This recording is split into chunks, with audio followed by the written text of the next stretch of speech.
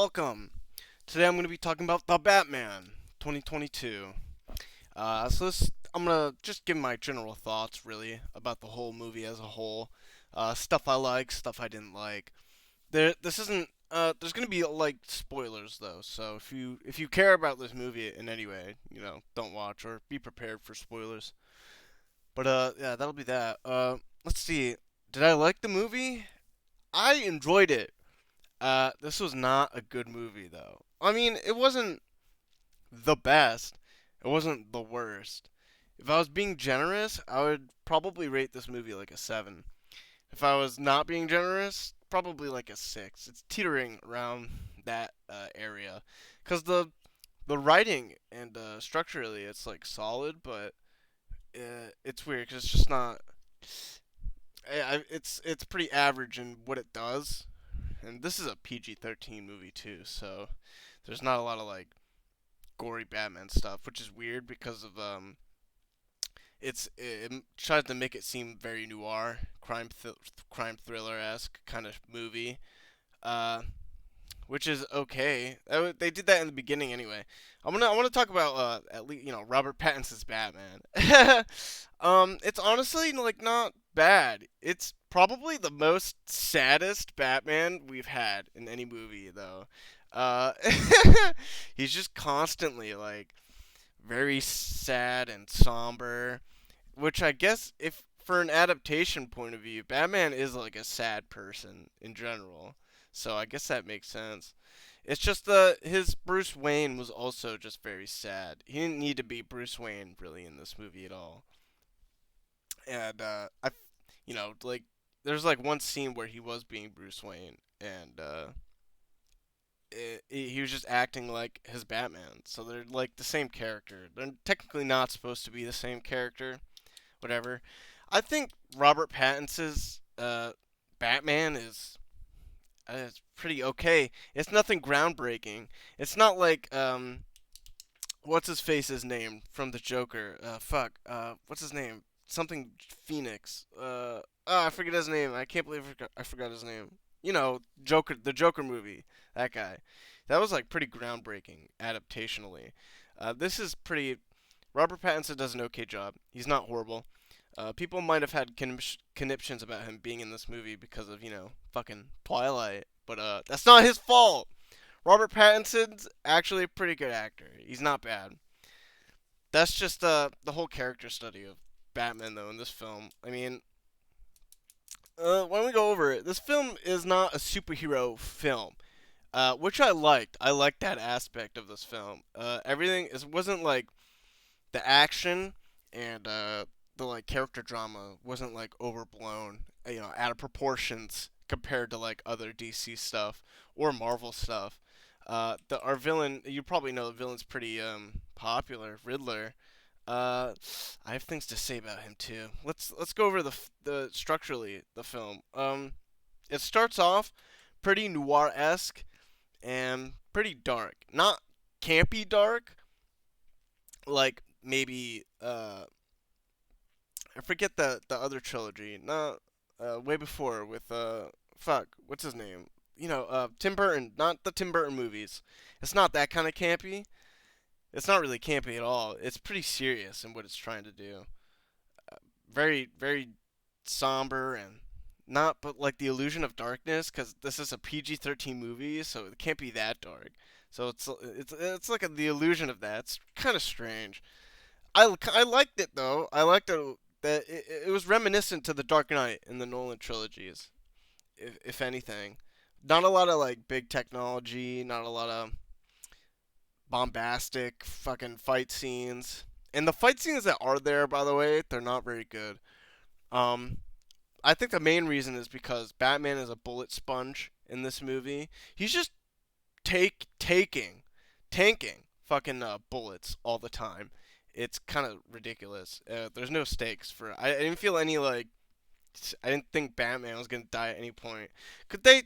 People shoot him with multiple guns. They shoot him with shotguns and fucking ARs and whatnot, and he just doesn't take any damage. Or okay, what's the point? Batman's supposed Batman's supposed to be like a damaged person. He's supposed to like get hurt. He falls. He fucking during he falls off like a fucking huge I don't know what kind of building it was. It was just this huge building, and he's got like a glider, and not like his cape doesn't turn into a glider. It's like his fucking suit turns into one of those skydiving suits you would see on like the internet with people like falling off mountains. It turns into one of those. That's actually pretty cool. Anyway, he fucking misses. He tries to land on this truck beneath him. He's going so fast though, so he's going too fast, so he hits it and he fucking gets blasted off of it, bounces onto like the cement ground, and is like okay immediately. Gets like whipped, but he's all right. I feel like he should have broken his arm or something, but no, I guess not. His suit is really OP. I like the martial arts that he uses. It looks pretty gritty, like the way he fights and the way he moves. When like hand to hand when not using guns and they're not there. It that looks pretty cool. I'll say that, but this movie isn't really about its fights. Um, yeah, so we start off pretty noir-esque going through it. Batman is having a monologuing as in the narrator, and apparently he's been Batman for 2 years. So this is 2 years after he's been Batman. He's a little bit more seasoned. Um, and it's just a one-off dialogue. We don't get much into the past of what's happened before. We see a little bit of that at the end though, when Joker makes his appearance. Another Joker. Um, we start off with him. He's just fighting crime, doing stuff, and that's fine. Yeah, like beating hooligans or whatever. That's okay. This is where like I thought it was gonna be pretty gritty. It kind of was, but nothing. It couldn't be too gritty because again, it's just a PG-13 movie. We need a rated R Batman at some point in the future. Come on now. I think we need that. We want to see like rough Batman, kind of like Ben Affleck was supposed to be, but executed better than what happened in the BVS. Excuse me. Batman. We skipped that. Batman's investigating this crime scene that happens. This is the first appearance of the Riddler. He just killed the mayor, the old mayor, and he's like, oh, he leaves a calling card specifically for Batman. This is important for the Riddler's motivations later at the end, which I'm not totally okay with, but that's all right. The Riddler was doing. Also, we get like videos of the Riddler too, and he's wearing this like weird gimp mask. He doesn't have his cane. That's okay, I guess. He's just wearing this gimp mask. It looks so awkward. Whatever. It's okay. I guess can't complain too much. and and we see oh, by the way, what's his name? Jeffrey Wright, I think. Yeah, Jeffrey Wright is playing Jim Gordon. That's cool. I like that. He's not bad. And also Andy Serkis is fucking Alfred. That's also funny. And Colin Farrell was Penguin. I had no idea. I was watching it. The Penguin's in this. That's fucking Colin Farrell. Oh my god, he gained like 200 pounds to play this movie. Dude, poor Colin. Anyway, this is the start of the A plot. Batman is investigating. Basically, Riddler left all these clues and ciphers for Batman to discover, trying to figure out what to do. I like this part of the movie when uh, Batman like records everything, like when he goes out. That's cool. I don't think we've ever seen that before. He was just recording his outings, so it's easier to like find clues and stuff. So he goes back to the Batcave to like decipher these clues, and Alfred's actually helping him. Like that's a good thing. Like Alfred's actually a smart person in the comics sometimes, and he can be useful other than like being a butler, because he has to be, because he's Batman's butler. He has to know how things work. I like that, but that's the only scene we get of that. I wish we got more. I wish we got more of Alfred. He's not really in this movie a lot. Andy Serkis has like 2 scenes, and there's like character development scenes, but it's not it kind of boring. He deciphers the code. It leads them to other places. This is going to get the start of the B plot, and the B plot and the A plot, they come together quite nicely. It really is just a crime thriller story, investigate of Batman doing like these investigations, trying to catch the Riddler, and the Riddler's leaving him like clues with every kill he makes. The Riddler's specifically killing corrupt people and corrupt cops, also like underworld dealers too. And this is how the B plot and the A plot come together, because Batman's investigating all these cops are like this corruption within the cops system, the Gotham system, and the I don't know, the underworld of Gotham, I guess. Uh, you get like the classic like Falcone, Maroni's, Penguin's there. We get cameos from him, and this is where uh, Catwoman comes in. I'm not really thrilled about it. Catwoman, her her plot line is like sort of the C plot, but it connects with the B plot of trying to take down these cops and these corrupt Falcone. I don't know what to call them. They're just gangsters. The mafia, I guess. There's like this weird forced relationship with Catwoman and Batman. I didn't like it. It's it didn't work. I didn't like it. It wasn't properly introduced. That, but she's not a super important part in this movie though. She's just there to be a sort of foil to Batman, a little bit. Not really though. Batman's real foil is James. James actually helps Batman out. Batman like takes him out to like go investigate other stuff and talks to him a lot. I like that. I like James. I like Jim Gordon being like a pivotal role in Batman movies. He's really important. He's not the commissioner in this movie though. What else should I talk about? Talk about the fight scenes. Sort of talk about the acting. It's okay across the board. The acting's all right. Nothing special at all. Very average. Nothing bad either. It's just what it is. Um. Oh yeah. So he enlists Catwoman's help to like figure out how to find the Riddler and who knows about the Riddler. And they go to like we find what's his name? Fucking I forget his name. The actor.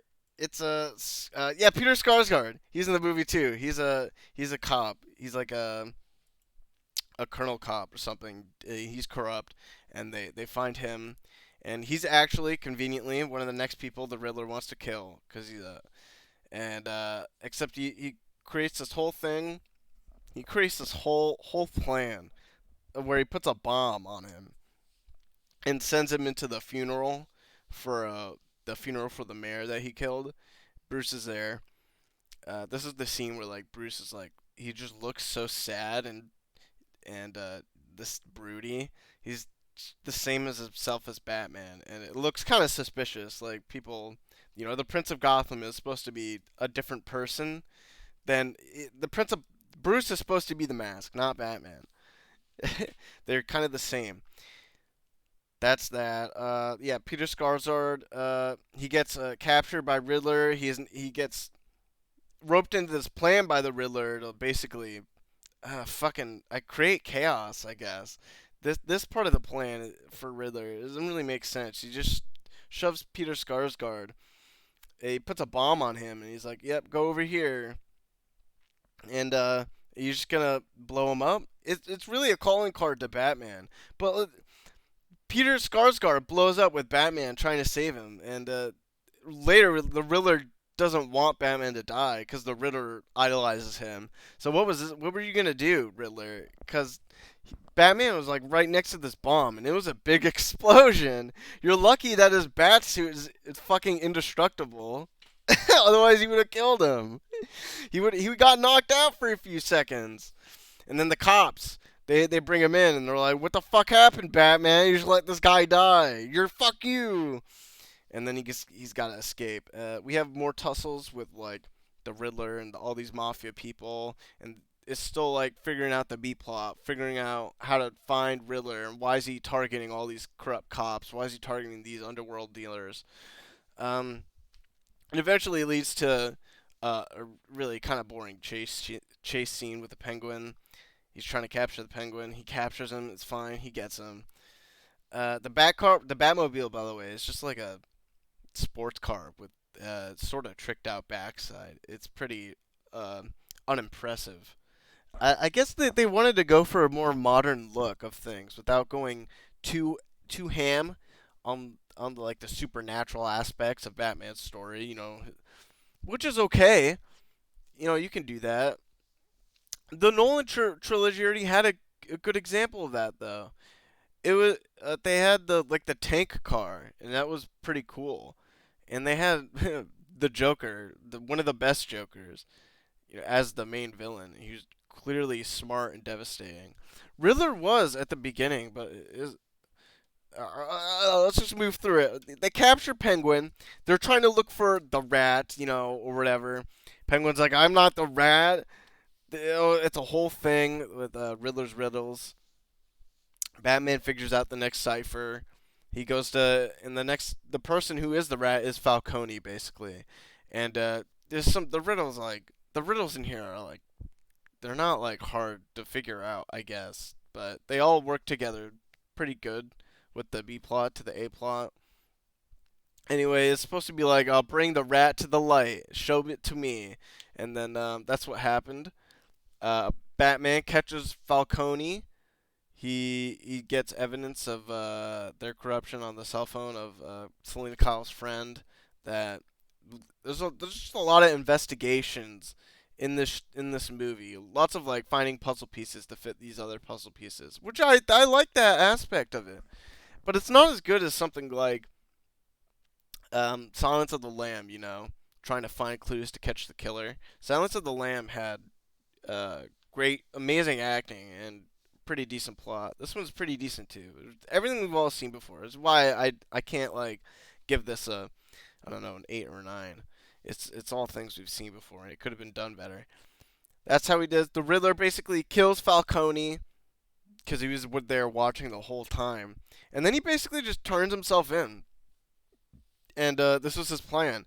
He wanted Batman to bring him Falcone so he could kill him because he wanted them to work together. The whole thing was Batman inspired Riddler in those 2 years to be a better himself, and the mask lets his inhibitions go, and he has all power and he can do whatever he wants, which is nice. Batman's like, no, you're psychotic, and then Riddler, you're crazy, which he is. Riddler's like, what? No, this wasn't how it's supposed to be. You're supposed to love me. You're supposed to work together, Batman. And it's like, well, all right, okay, Riddler. You had me, and then now you're kind of losing me. Anyway, this wasn't his final plan. He set bombs somehow all over the city, or to flood the city. I forget where you put them. It doesn't matter. All he apparently he has like all these people helping him. Cause he's like been posting these videos online, to like some sort of private server or whatever.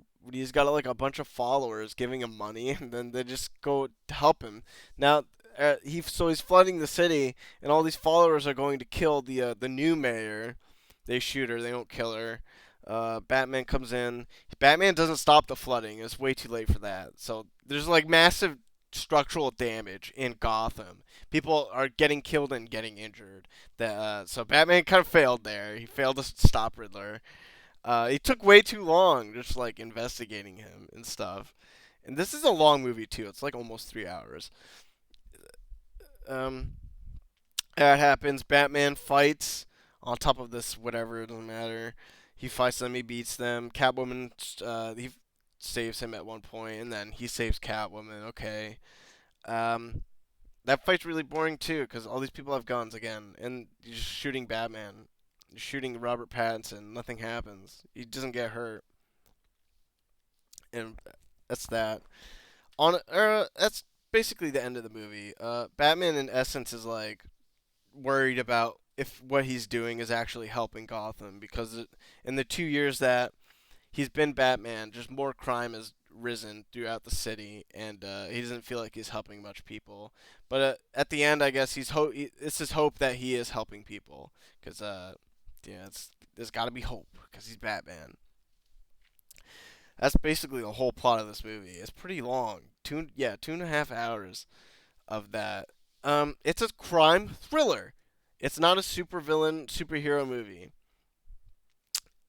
It was okay.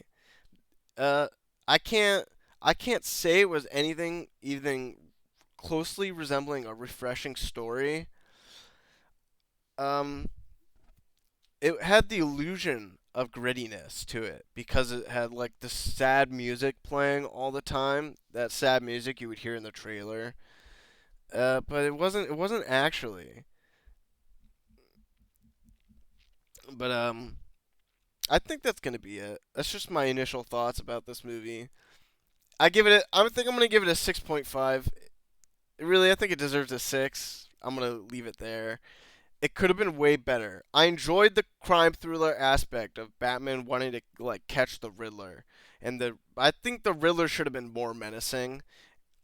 Is she he should The Riddler should have been like a Jigsaw kind of villain, like actually like doing huge amounts of harm other than just like the bomb. Because he was killing people, yeah, but we didn't get to see the gruesomeness of it. I think the Riddler they wanted the Riddler to be gruesome, but he just wasn't. He was also kind of what's his name? The guy who plays him, the Riddler. He did a good job playing him. Paul Dano, and that's his name. He did a pretty good job. There's not much else to say about it. That's my general thoughts. Should you go watch the movie? Mm, if you have 2.5 hours to spare, might as well. You can get pretty invested into it or not, depending on how you like this adaptation of Batman. Um, I yeah, so I give it a 6.5. That's it. See ya.